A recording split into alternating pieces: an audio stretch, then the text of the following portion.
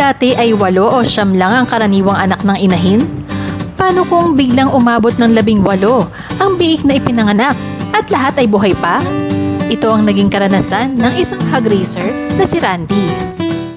Si Randy ay may alagang 20 heads na inahing baboy sa kanyang maliit na babuyan.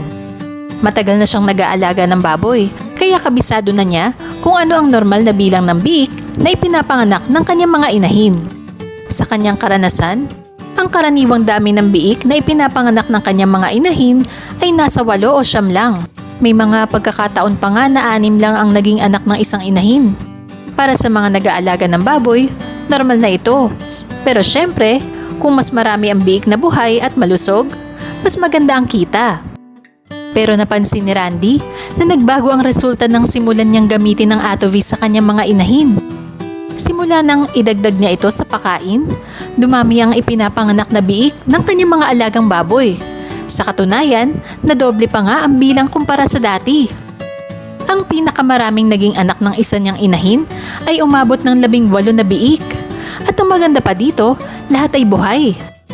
Simple lang ang paraan ng paggamit ni Randy ng Attovy. Habang nagbubuntis pa lang ang mga inahin, binibigyan na niya agad ito. Ang ginagawa niya ay naghahalo ng 1 kutsarang Attovy sa isang balde ng pakain. Ang pakain naman ng kanyang mga baboy ay halo ng commercial feeds at kaning baboy. 2 beses siyang nagpapakain sa isang araw.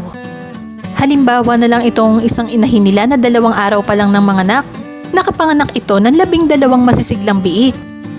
May isa pa silang inahin na 6 na araw mula ng manganak na nagkaroon ng 14 na biik. May isang biik lang na naipit ng inahin kaya naging 13 na lang ang natira.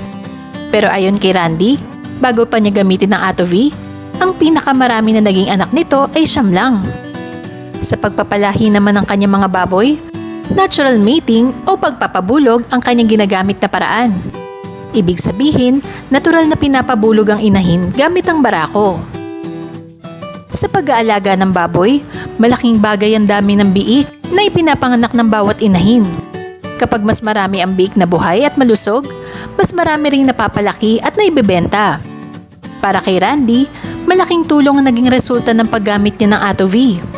Dahil sa mas maraming biik na ipinapanganak ng kanyang mga inahin, mas lumalaki rin ang potensyal na kita sa kanyang babuyan. Ang kwento ni Randy ay nagpapakita na kapag may tamang pag-aalaga, tamang sistema at tamang suporta, pwedeng gumanda ang resulta sa pag-aalaga ng baboy. Kung ikaw man ay nag-aalaga rin ng baboy at naghahanap ng paraan para mapabuti ang produksyon ng iyong mga inahin, maaari mo ring subukan ang Attovy. Mag-message lang sa amin para malaman kung paano ito gamitin. Dahil minsan, isang maliit na pagbabago lang ang kailangan para mas gumanda ang resulta sa iyong babuyan.